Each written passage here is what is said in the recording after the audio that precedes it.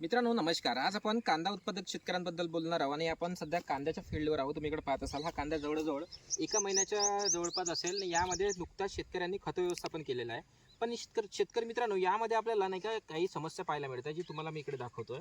तुम्ही इकडे पाहत असाल की कांदा पिकामध्ये आपल्याला ह्या अशा पद्धतीची समस्या दिसत आहे, ज्यामध्ये कांद्याची जे पात आहे ना ते वरून पूर्णपणे सुकत येत आहे. याचे काही कारण आहे शेतकरी मित्रांनो, ते तुम्हाला आजच्या या व्हिडिओमध्ये सांगतो. आणि या समस्येला आपण कशा पद्धतीनं सामना करू शकतो आणि ही समस्या आपण कशा पद्धतीनं जे काही नियंत्रण आणू शकतो ना, त्याबद्दलचे मी उपाय तुम्हाला आजच्या या व्हिडिओमध्ये सांगणार आहे. यामध्ये मी तुम्हाला एक फवारणीचं व्यवस्थापन सांगेल, कारण या शेतकऱ्यांनी इथं खत व्यवस्थापन केलेलं आहे. सध्या शेतकरी अवेलेबल नसल्या कारणामुळे मी तुम्हाला सांगू शकत नाही की यांनी कोणतं खत व्यवस्थापन केलं आहे, पण फवारणीचं व्यवस्थापन मी नक्कीच तुम्हाला आजच्या या व्हिडिओमध्ये सांगतो. मित्रांनो व्हिडिओ नक्की शेवटपर्यंत बघाल. जर तुम्ही कांदा उत्पादक शेतकरी असाल ना आणि तुमच्या कांदा पिकामध्ये हे अशा पद्धतीची समस्या असेल ना, तर हा व्हिडिओ तुमच्या नक्कीच कामात येणार आहे. तर सगळ्यात पहिलं आपण महत्त्वाचं कारण याचं जाणून घेऊया की हे असं होण्याचं कारण काय आहे. सगळ्यात महत्त्वाचं कारण म्हणजे शेतकरी मित्रांनो, यामध्ये जे काही न्यूट्रिशन म्हणजे जे काही आपले अन्नद्रव्य आहे ना त्याची कमतरता होणं हा एक सगळ्यात महत्त्वाचं कारण आहे. दुसरं कारण म्हणजे शेतकरी मित्रांनो बुरशीजन्य रोगाचा प्रादुर्भाव. आणि तिसरं कारण म्हणजे शेतकरी मित्रांनो यामध्ये जे काही आपले रस शोषण करणारे कीटक आहे शेतकरी मित्रांनो, यामुळे सुद्धा आपल्या पिकामध्ये कांद्याची पात जी आहे ना ते पिवळी झालेली आपल्याला पाहायला मिळू शकते.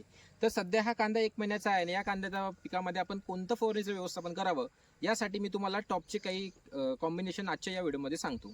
ज्यामध्ये सगळ्यात पहिलं आणि महत्त्वाचं म्हणजे कांदा पिकामध्ये चांगल्या पद्धतीनं फुटवा व्हावा, कांदा पिकामध्ये चांगल्या पद्धतीनं हिरवेगारपणा यावी, यासाठी आपल्याला एक चांगल्या पद्धतीच्या टॉनिकचा वापर करायचा आहे. ज्यामध्ये तुम्ही PI कंपनीचा बायोविटा एक्स या टॉनिकचा वापर करू शकता, किंवा तुम्ही भूमी ॲग्रो इंडस्ट्रीजचा मिस्टर रिलायबलचा वापर 25 ग्राम प्रति पंपाला घालून फवारणीद्वारे फवारणी करू शकता.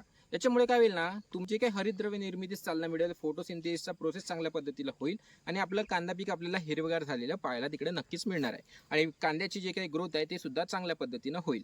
यामध्ये आपल्याला दुसरं कॉम्बिनेशन घ्यायचं आहे शेतकरी मित्रांनो, ते म्हणजे जे काही आपल्या पिकामध्ये अन्नद्रव्याची कमतरता झाली आहे ना, सूक्ष्म अन्नद्रव्याची कमतरता भरून काढण्यासाठी इकडे आपल्याला न्यूट्री रिच कॉम्बीचा वापर करायचा आहे. यामध्ये आपल्याला जे काही सेकंडरी न्यूट्रिशन आणि सूक्ष्म अन्नद्रव्य आहे त्याचं एकंदरीत कॉम्बिनेशन मिळतं आणि ते जर आपण अप्लाय केलं ना फवारणीच्या माध्यमातून, तर आपल्या पिकामध्ये जे काही अन्नद्रव्य कमतरता आहे, ज्या काही अन्नद्रव्याची कमतरता आहे ते आपल्याला भरून काढण्यास तिकडून मदत झालेली पाहायला मिळते. तिसरं महत्त्वाचं कारण म्हणजे यामध्ये जे काही रस शोषण करणारे कीटक आहे, तर रस शोषण करणारे कीटक म्हणजे प्रामुख्याने यामध्ये थोडंसं प्रमाणात मावा येऊ शकतो. जे काही रस शोषण करणारे कीटक कांदा पिकामध्ये येत असतात ना, त्यासाठी तुम्हाला सुरुवातीच्या काळात खूप जास्त महागडे टेक्निकल घ्यायचे नाही आहे. तुम्ही यामध्ये रोगरचा, इमिडाचा किंवा जे काही छोटे छोटे कॉम्बिनेशन्स आहेत ना रस शोषण करणारे कीटक नियंत्रणासाठी, त्यांचा वापर करू शकता. आणि एकंदरीत फवारणी जर केली ना, या कांद्याच्या प्लॉटवर तुम्हाला हे जे समस्या दिसत आहे ना हे चांगल्या पद्धतीनं सुधारेल आणि तुमचं कांदा पीक जोमदार वाढ घेईल. त्यामध्ये चांगल्या पद्धतीच्या समोरचं उत्पादन होण्यासाठी तुम्हाला नक्कीच आतापासूनच मदत झालेली पाहायला मिळेल. आणि फवारणीच्या कॉम्बिनेशनमध्ये बुरशीनाशकाचा चांगला वापर करा, कारण धूरधुक्याचा प्रादुर्भाव होऊ शकतो. आता फेब्रुवारी महिन्यात थंडी पडत असते, कधी ऊन असते, सडन टेम्परेचरमध्ये कमी जास्तपणा असते, त्याच्यामुळे सुद्धा बुरशीजन्य रोगाचा प्रादुर्भावामुळे पिवळटपणा पाहायला मिळू शकते. तर चांगल्या बुरशीनाशकाचा तुम्ही नक्कीच यामध्ये वापर करा. शेतकरी मित्रांनो, एक या शेतकऱ्यांचं एक आहे की हे जमीन जी तुम्हाला दिसत आहे ना, हे खडदळ भेगा वगैरे पडल्या आहेत, यामध्ये खत व्यवस्थापन केलं आहे. तर फवारणी जर करणार असाल ना, तर तुम्ही एक चांगल्या पद्धतीचं पाणी व्यवस्थापन करून घ्या, कारण जमिनीमध्ये ओल जर असला ना तर फवारणीचे रिझल्ट आपल्याला आणखी चांगल्या पद्धतीचे आलेले पाहायला मिळते. म्हणून एक पाणी व्यवस्थापन करा, खत व्यवस्थापन करा, त्यानंतर तुम्ही फवारणीचं व्यवस्थापन करू शकता. आणि एकंदरीत चांगल्या पद्धतीची फवारणी आपला कांदा या पिकामध्ये करून घ्या. तुम्हाला चांगलं कांद्याचं उत्पादन किंवा चांगल्या पद्धतीनं पहिल्या फवारणीचे रिझल्ट आलेले पाहायला मिळेल. आणि अशाच माहितीसाठी आपल्या पेजला फॉलो करून द्या आणि अशीच आमच्याशी जोडून राहा. धन्यवाद.